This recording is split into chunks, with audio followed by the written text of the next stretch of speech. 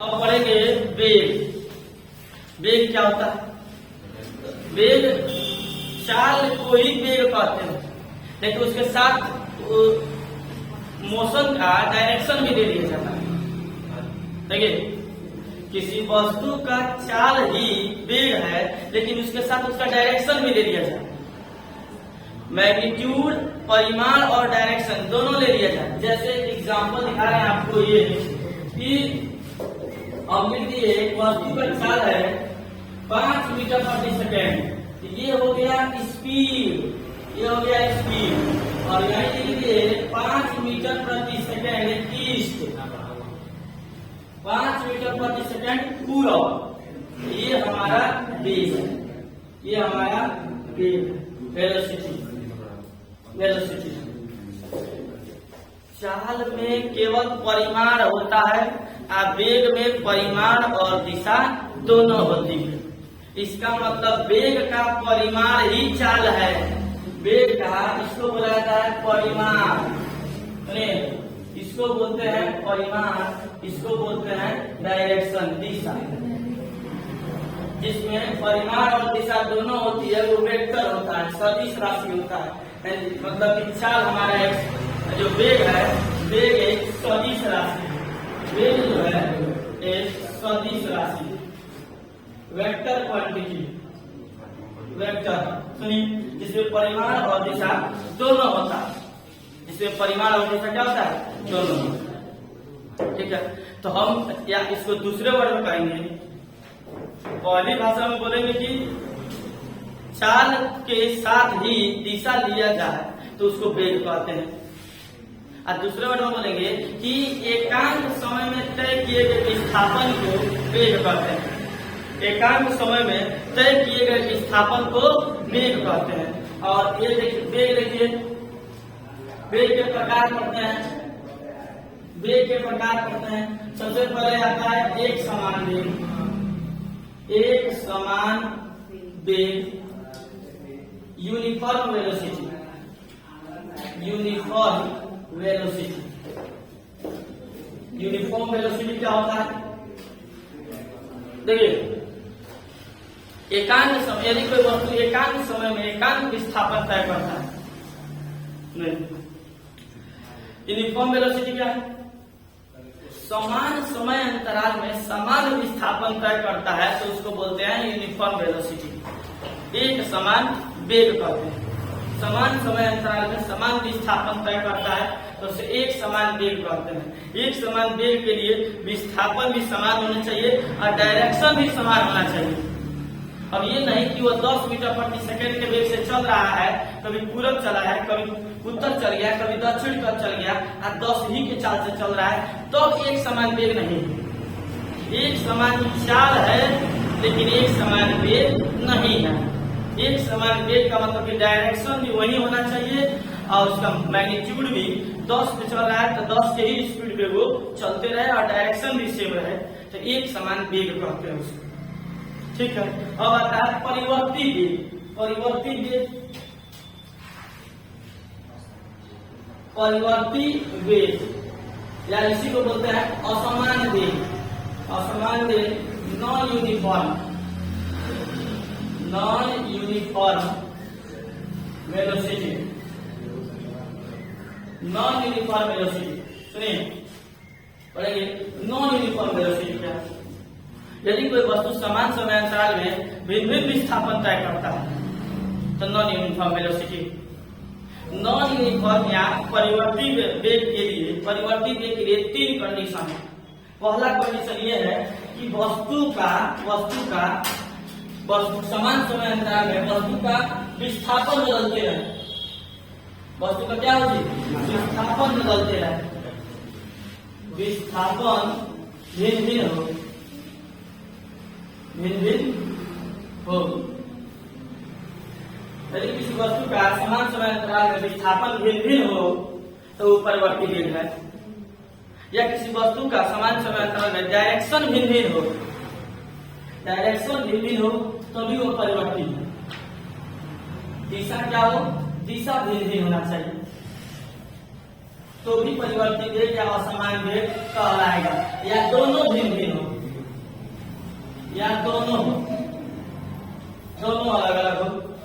मतलब कि अगर कोई वस्तु गति कर रहा है जिसके साथ साथ मैग्नीट्यूड और डायरेक्शन दोनों है तो उसको वेग बोलेंगे। आप वेग बोलेंगे तो वेग का अगर विस्थापन बदल रहा है तो भी वह परिवर्ती वेग है, असमान वेग है। अगर उसका दिशा केवल बदल रहा है, समझिए कि 10 के स्पीड से चल रहा है तो उसको एक समान चाल तो बोलेंगे। अगर सेम दिशा है तो एक समान वेग है, लेकिन 10 ही पे चल रहा है, डायरेक्शन बार बार बदल रहा है तो वह असमान वेग है। केवल डायरेक्शन बदलेगा तो वो असमान है, केवल डिस्प्लेसमेंट बदलेगा तो वो असमान वेग है, और दोनों बदलेगा तो भी असमान वेग है। ठीक, इसके बाद आते हैं औसत वेग। औसत वेग को आते हैं औसत वेग, एवरेज वेलोसिटी।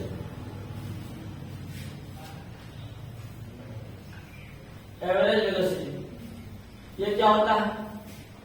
किसी गतिशील वस्तु द्वारा तय की गई कुल विस्थापन और कुल समय के अनुपात को औसत वेग कहते हैं।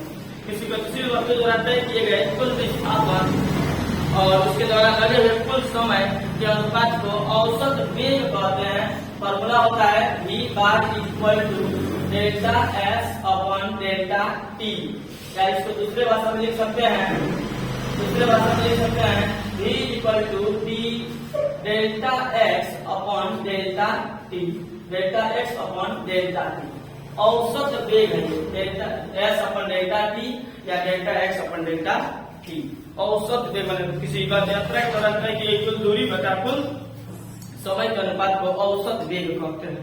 ठीक है, अब आते हैं इंस्टेंटेनियस, तात्क्षणिक वेग। तात्क्षणिक वेग क्या होता है? इंस्टेंटेनियस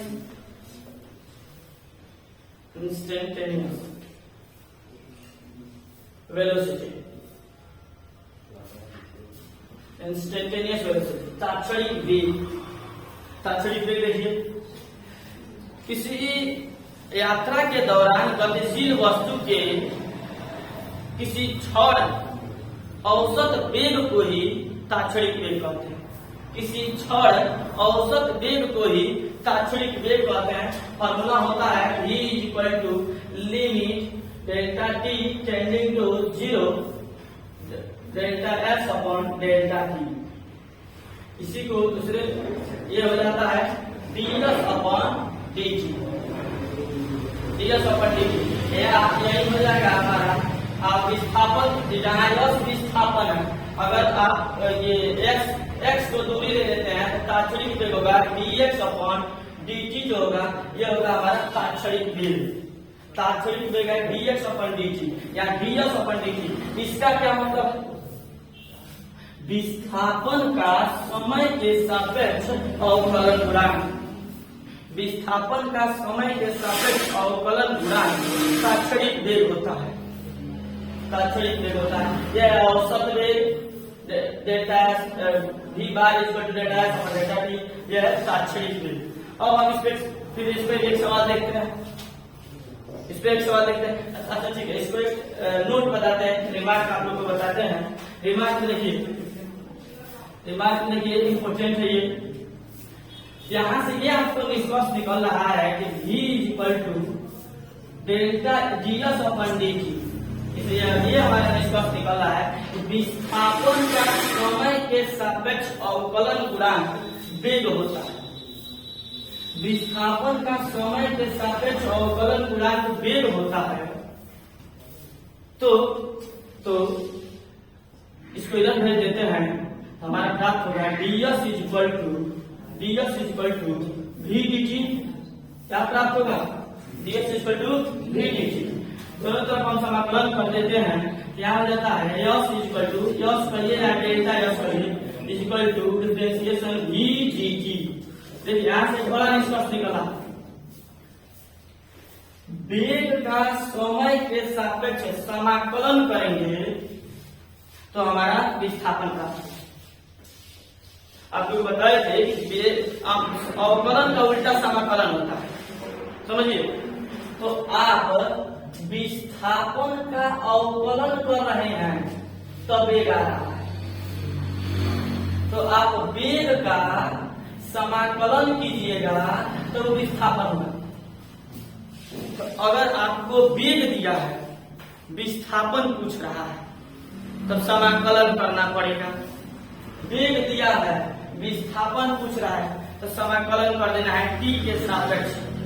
अगर विस्थापन दिया है, वेग पूछ रहा है, तो विस्थापन का t के सापेक्ष क्या कर देंगे, अवकलन कर देंगे। ठीक है, अब आते हैं इसको एक एग्जाम्पल द्वारा समझते हैं। इसको एक एग्जाम्पल द्वारा समझते हैं, इसको नोट कीजिए, जल्दी से इसको एक एग्जाम्पल द्वारा समझाते हैं।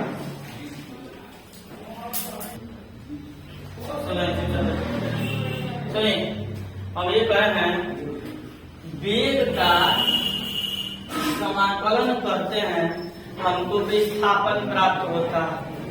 ठीक है, इस पर एक एग्जाम्पल लेकर देखते हैं।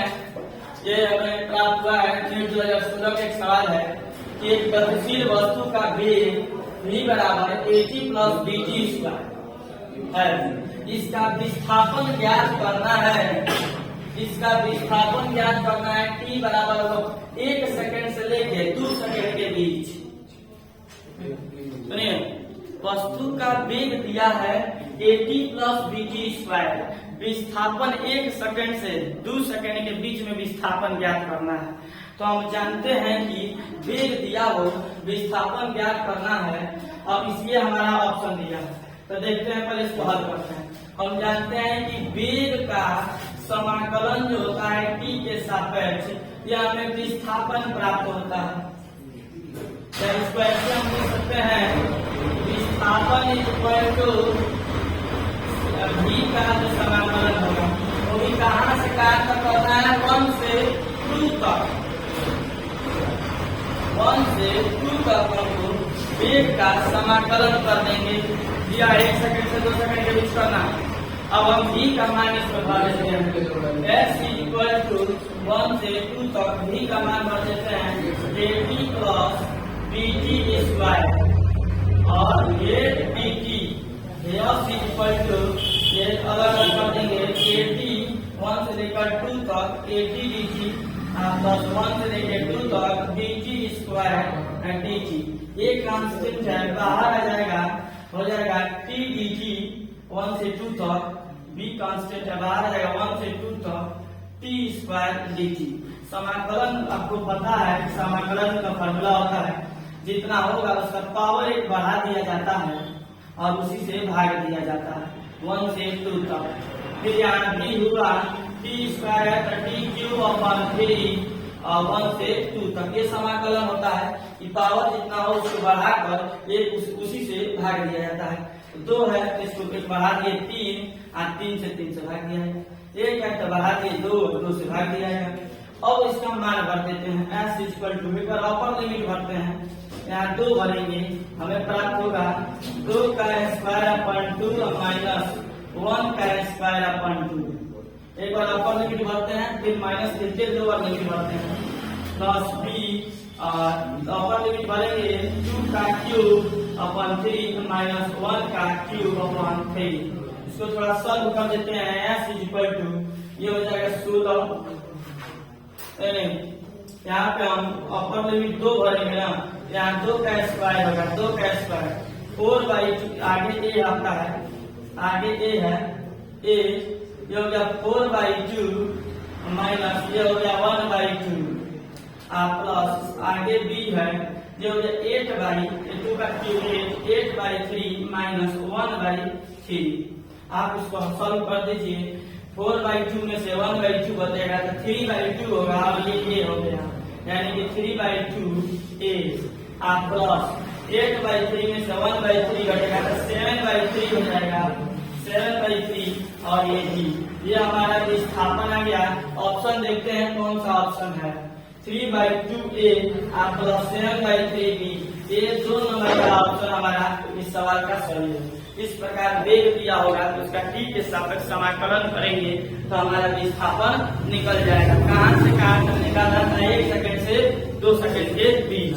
तो इस प्रकार हम आपको ये बता दिए कि वेग विस्थापन दिया होगा तो उसका अवकलन करेंगे और जितने सेकंड में बोला 1 सेकंड या 2 सेकंड, जितने सेकंड में बोला उस सेकंड पर निकाल देंगे।